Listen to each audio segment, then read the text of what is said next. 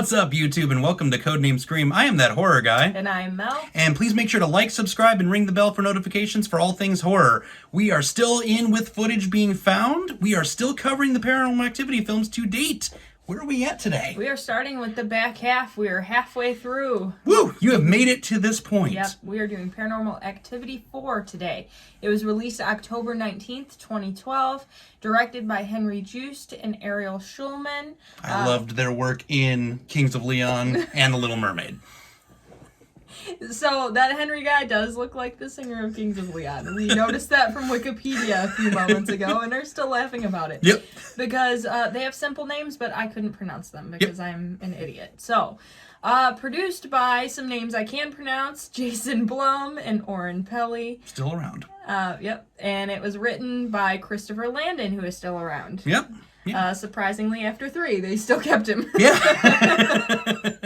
Let's talk about budget and box office. Still pretty interesting. Still doing pretty good, I would say. Not as well. You know, we're starting to kind of go down a little bit. So we come back with another $5 million budget. Where this budget's gone, probably to fund the Xbox. Yep. A few of them, I'm assuming, at this rate. And some laptops. Because everyone had a MacBook. Yeah. So that's where probably all this budget went. You went to ham at the Apple store and stopped by Best Buy on the way out. So, but the box office side, $142.8 million. Just $29 million in the opening weekend alone. So another strong weekend opener.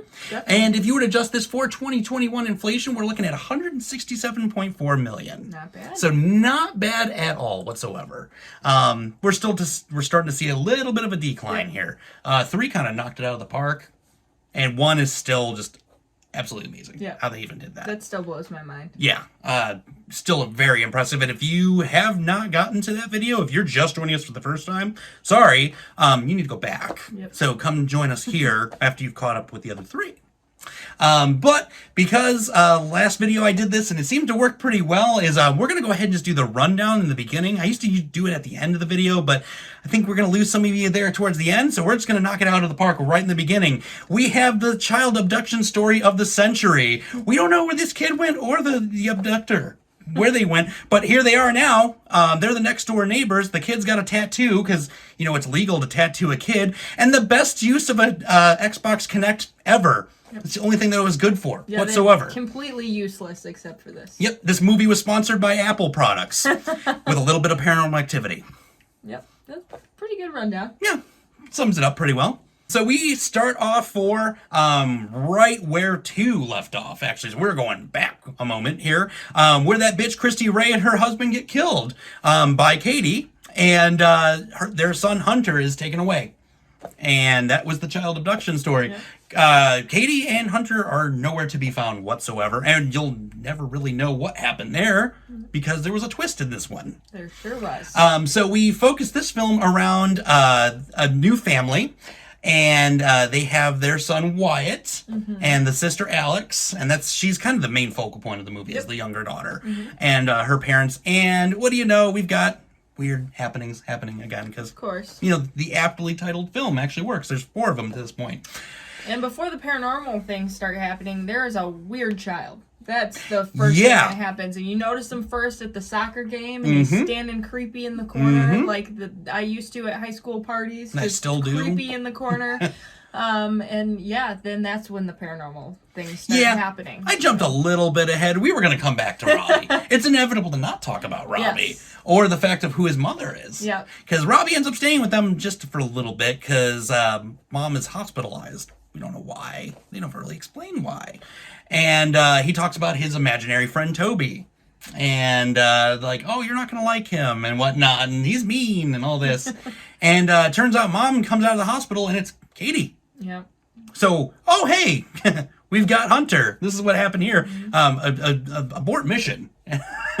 We're using an Xbox Connect at this point to help with the Paranormal Activity because that's what you use a Connect for. That's the only thing it was good for. That was genius. It was amazing. So That's still the best part of this whole movie was that Connect. That Connect deserves an Oscar. Yeah. But so we're utilizing the laptops, which I got a little thing I'm going to come back to on that a little bit later, but they're using the laptops. Alex is talking to her boyfriend through them at points, and I cannot wait to get to that point. Let me tell you, because it frustrates me a little bit. Okay.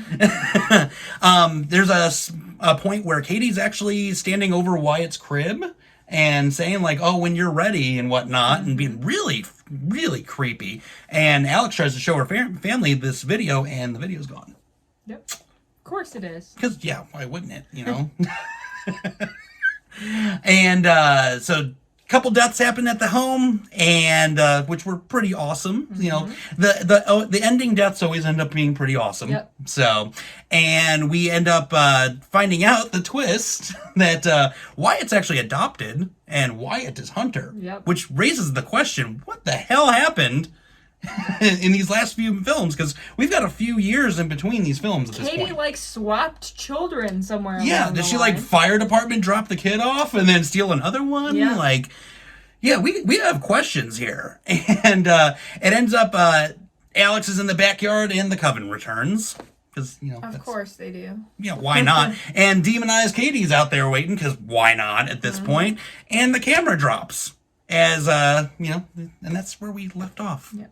Well, I was just thinking, so the original Paranormal Activity released in 2006, set in 2006. This one released in 2012, supposedly set in 2012. That's 6 years, which is about how old the Wyatt and the Robbie kid are. So maybe Robbie is Katie's actual child. But we don't know. There's actually been some fan theories that she actually was pregnant with Mika's kid. Right, that would make sense. So it would track, but what happened to Wyatt? Yeah, and why is he with this family now? Yeah, just odd. Yep. Plot holes. But what about fun facts? Fun facts. Well, the parents in this film are played by Stephen Dunham and Alexandra Lee. They are an actual married couple. They were together in real life. Unfortunately, Stephen died of a heart attack just a month before the film was released in theaters. You wonder if it's another cursed set. Yep, seems like it. But yeah, that was sad. Yeah. But they were a real married couple. The character Robbie was named after Robbie Mannheim. Do you know who Robbie Mannheim is? I do, actually. Yes. He was a child who actually had in real life, a life-saving exorcism performed on him after falling victim to possession by an evil entity. Yeah. So they named the kid after a real possessed kid. So nothing bad could happen doing that. No, we did not curse this set. Alex and Ben, who are a couple in the film, were years apart in age in real life. So Alex was played by Catherine Newton, and she was only 15 at the time of filming. And Ben is played by Matt Shively. He was 21. Okay. But they looked close in age. Yeah. She looked older than 15, and he looked younger than 21. Right. So it worked out. And actually, Catherine Newton, who was Alex in the film, she won a Young Artist Award for Best Performance in a Feature Film. Rightfully so. And, she was awesome. She killed it. So that's all I got for fun facts. All right. I want to hear your laptop thoughts here. I have questions. Yeah, it's frustrating because they didn't utilize them for jump scares. They didn't utilize them to their fullest advantage. Not like hey, look what's behind you. What is that? Nothing. You didn't see anything like that until you got Host and Unfriended. Like years later, they missed the mark big time there. And that was they got me on edge a couple times. They're like, oh, because it's gonna happen. It's gonna happen. Nothing. See, I almost think it was done intentionally because you were expecting that to happen. When you see, especially the part that I thought that it was going to happen was initially when I think it's the first time you see Alex and Ben talking to each other, and she gets up and leaves the room because she hears the sound, and they're just showing just the room. I thought something was going to happen there. And it should have. But you were expecting it. Yeah. So I think that I almost feel like that was intentional. Yeah, I'll give them that. My question is, how did Ben get all of these laptops to record simultaneously? And these are older, laptops. What does he know that I don't know? Yeah. Hook this up, man. Yeah, help us out. Not that we would do anything nearly as creepy as he did. No. Recording their conversations and recording her sleeping, saying, oh, they always automatically record. I'm like, okay, dude. Sure, man. Look at his browser history. That tells you otherwise, I bet. despite that, what did you think of this movie? This one, I actually enjoyed a lot. Yeah. I like that the story is starting to kind of make sense, coming together. The Coven's not so jarring this round. Yeah. I really loved the twist. Like, I'm a sucker for a twisting ending in a horror film. Yeah. And to get that in a found footage film, awesome. The scares weren't as on point on this one, though. Not nearly scary. A lot of missed opportunities. As we both ranted and raved about, that Xbox Connect was awesome. I didn't even know you could do that. Yeah. So that was a really neat twist. Something I really enjoyed there. And yeah, overall it was decent. It's not my favorite, but it's decent. Okay. I loved it a lot. It is definitely my second favorite that we've talked about thus far. One obviously being the first.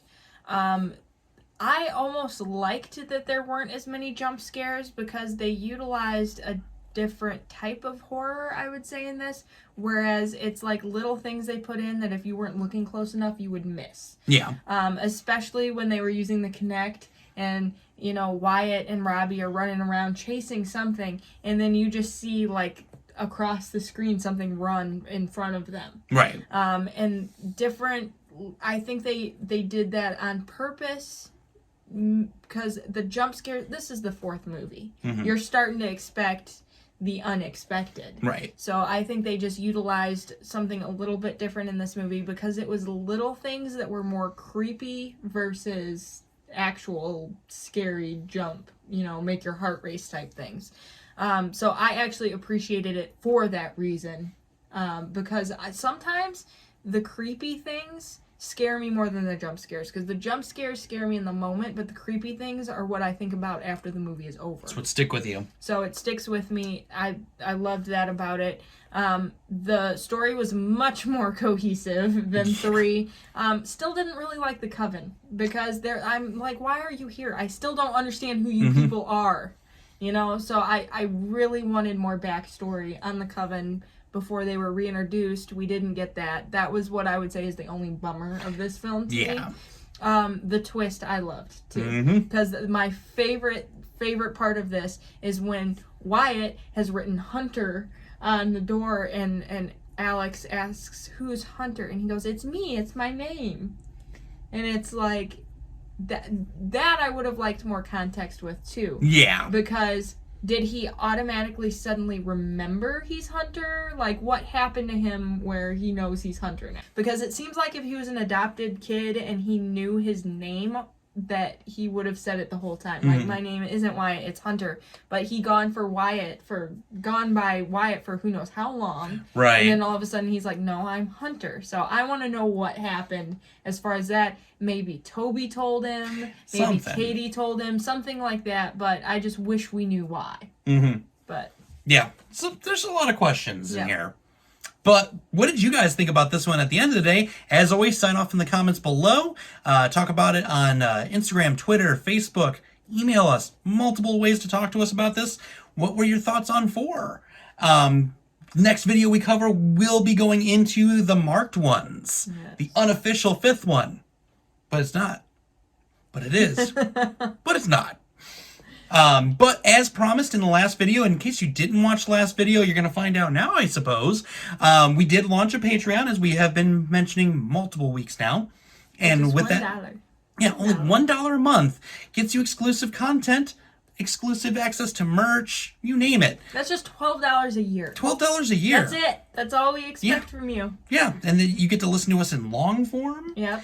But we've alluded for a while that the first video has been something that's been brought up multiple times. This is before I even started the channel.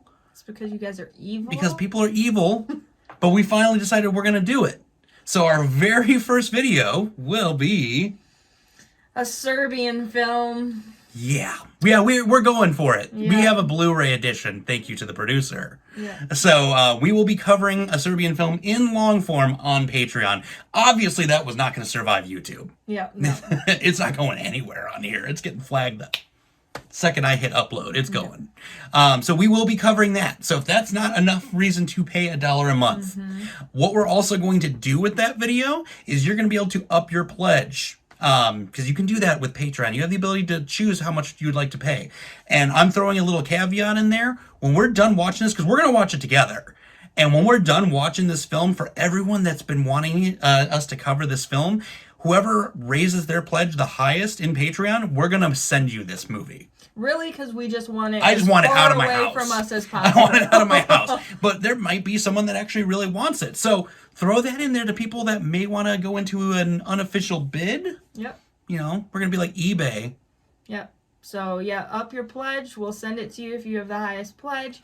We'll do whatever you want. We'll sign it. We'll draw. We've discussed the pictures we will draw. Yep. Insert pig face here. Yeah. Yeah, we'll do that, and we'll throw a couple stickers in. We'll do whatever it takes to get it in the post office and out of my house. Exactly. And we're going to be actually throwing some polls up here very soon, the very first polls as promised. Help us dictate some of the content here for the rest of this year, what you want to see on Patreon, and help dictate what they're going to see here on the main channel, and a couple of other things along the way too. Yeah, starting next week, we're going to be planning the rest of our year, and we have nothing planned so far. So we would love for you to help us plan it. So let us know what you want over on Patreon. Join us over there for just $1 a month and help us plan our year. Yeah. So with that being said, scare you later, YouTube.